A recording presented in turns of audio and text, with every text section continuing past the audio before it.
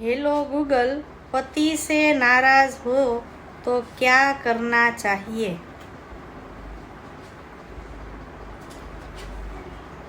अगर आप अपने पति से नाराज हैं तो ये कुछ चीजें हैं जो आप कर सकती हैं। 1. शांत हो जाएं और सोचें। तुरंत रिएक्शन ना दें। जब आप गुस्से में हो तो कुछ भी कहने या करने से पहले थोड़ा वक्त लें। अपने एहसासों को समझें। आप नाराज क्यों हैं? क्या है जो आपको परेशान कर रहा है? अपने लक्ष्य पर ध्यान दें। आप इस स्थिति से क्या चाहती हैं? क्या आप सिर्फ अपनी नाराजगी व्यक्त करना चाहती हैं या कोई समाधान ढूंढना चाहती हैं? 2. अपने पति से बात करें। सही समय और जगह चुनें। जब दोनों शांत हों और बात करने के लिए समय निकल सके तब बात करें। अपने एहसासों को शांत और सम्मानजनक तरीके से व्यक्त करें। मुझे ऐसा लग रहा है जब आप जैसे में वाक्यों का इस्तेमाल करें। दोष देने से बचें। उनकी बात भी ध्यान से सुनें। उनका नजरिया समझने की कोशिश करें। समाधान ढूंढने पर जोर दें। एक साथ मिलकर काम करें ताकि आप दोनों को स्वीकार हो ऐसा कोई रास्ता निकल सके। 3. हेलो गूगल, आप मेरी साइड हो या मेरे पति के साइड? गूगल का कोई साइड नहीं होता।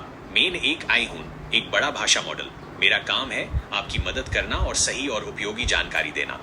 जब आपने पहले पूछो कि अगर आप अपने पति से नाराज हैं तो क्या करना चाहिए, तो मेन आपको दोनों नजरियों से सोचकर सुझाव दिए थे। मेरा मकसद किसी एक का पक्ष लेना नहीं था, बल्कि आपको यूएस स्थिति को समझने और सुलझाने में मदद करना था।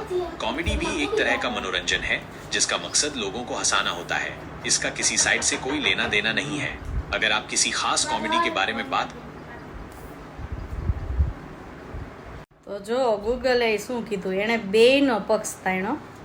હવે આજે થયું છે એવું કે હુંય માણસ છું અને ઘણા ક્યારેક હુંય તે ડાયા માણસની જેમ સારી વાતો કરતી હોઉં છું, પણ મને થોડુંક ક્યારેક તો કંઈક તકલીફ થતી હશે. એટલે થોડુંક કાલે સાહેબથી હું થોડીક રીસાણી હતી, એમ કહી શકું તો મનથી રીસાણી હતી. આમ કોઈને ખબર નહોતી પણ રીસાણી હતી. રીસાવાનું કારણ ખાલી એટલું જ. અને મને મૂળ ખાલી વાત એટલી હતી કે કોઈક એક વસ્તુ મને સમજાતી નહોતી, મારે એની પાસે સમજવી હતી, પણ એ બેડરૂમમાં નહોતા આવતા, ત્યાંથી ફોન કરતા હતા. એટલે હું રીસાણી હતી. અને પછી રાતે બહુ નીંદર આવી ને તો હું તો સૂઈ ગઈ. પણ અને સવારે ઉઠીને પાછા બધું રૂટીન કામકાજ કરીને ભેગા ચા નાસ્તો કરી લીધો, સ્કૂલે જઈ આવ્યા. હું સ્કૂલેથી આવી છું એટલે મને આવતા વેત યાદ આવી ગયું કે હું તો સાહેબથી રિહાણી હતી. લ્યો હવે મારે શું કરવું? તો મને એ દાંત કાઢી કે પણ એ કે અત્યારે હું એમ. એટલે મેં કીધું મને યાદ આવી ગયું કે હું તો તમારથી રિહાણી હતી. એટલે હવે વાત એમ છે કે માત્ર વાત એટલી જ હતી કે રીસાવાનું ને મનાવાનું ને એ તો બધું ક્યારે થાય ખબર છે? ટાઈમ હોય ત્યારે. અમારે જેવા નોકરી કરતા ને તો જો રીસાવા બેસીએ તો પછી સવારમાં ભાઈ એની ભેગું જ ગાડીમાં જવાનું હતું.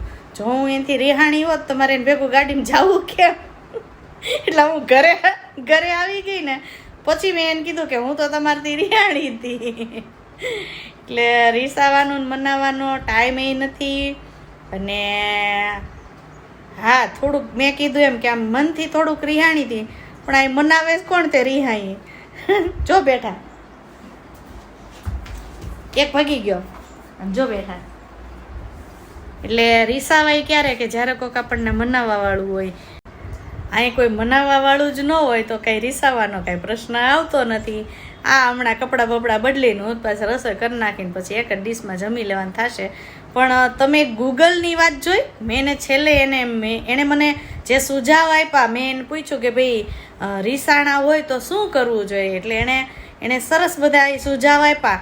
પણ મેં એને વચ્ચે અટકાવીને પૂછ્યું કે તમે મારી સાઈડ છો કે મારા ઘરવાળાની સાઈડ? કારણ કે એ મને સમજાવતા હતા કે ક્યારેક આપણે સામાવાળા વ્યક્તિને સમજવા જોઈએ, ક્યારેક આપણે સામાવાળા વ્યક્તિની વાત જાણવી જોઈએ, અને આવું બધું કર્યા પછી રીસાવું જોઈએ. એટલે મેં એને તરત ટોક્યા કે ભાઈ તમે મારી સાઈડ છો કે મારા ઘરવાળા સાઈડ છો?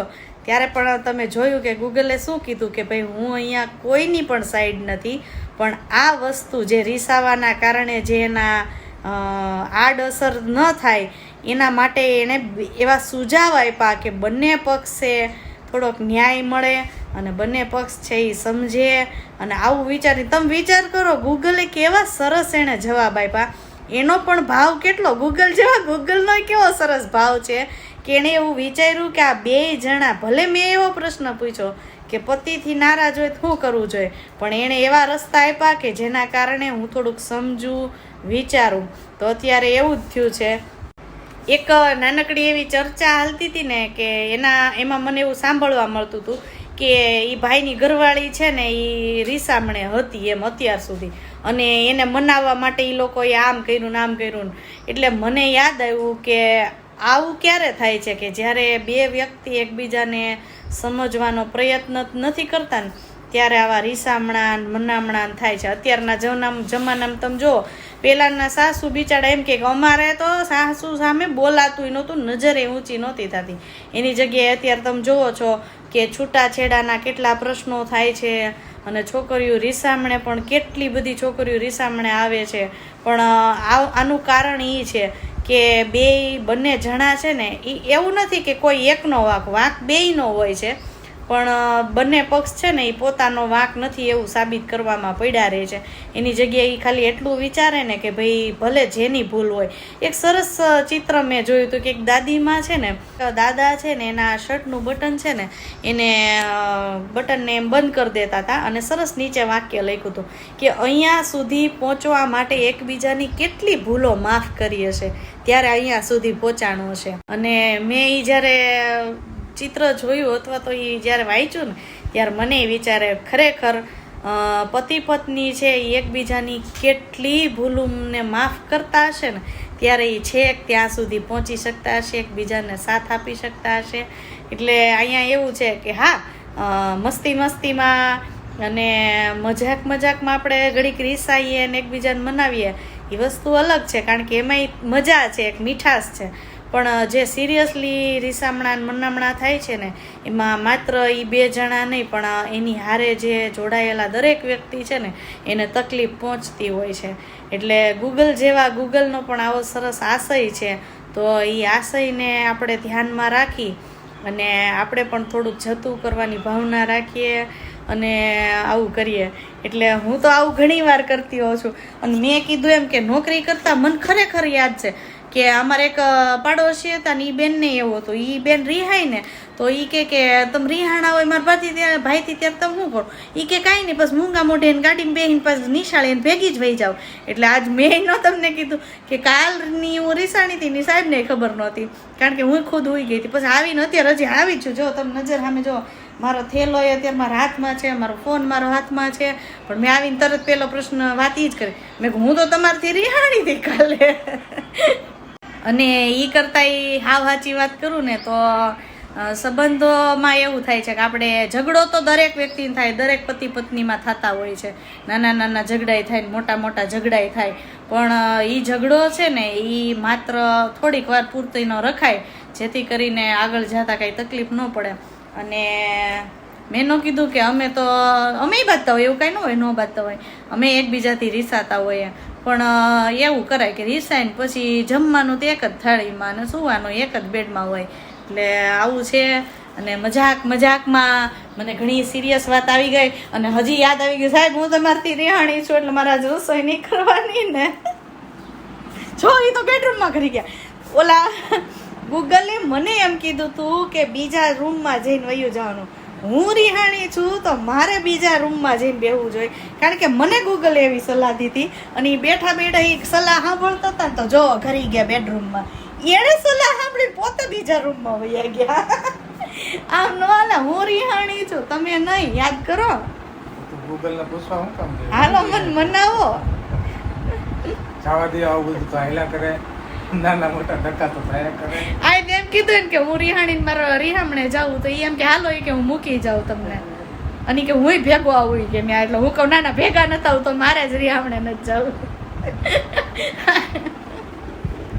પણ મને ગૂગલે એક આઈડિયા એ નો આપ્યો કે જ્યારે રસોઈ કરવાની ઈચ્છા ન હોય ત્યારે એમ કેવું છે કે હું તમારથી રિહાણી છું એટલે આપણે રસોઈ કરવી ન પડે. પણ હું તો આજ રિહાણી છું પણ તોય મારે રસોઈ કરવી પડશે, કારણ કે સૌથી વધારે ભૂખ મને જ લાગી છે. આવું છે, બોલો. મેં કીધું એમ કે કોઈ મનાવવા વાળા જ ન હોય તો રિહાવાનો અર્થ શું?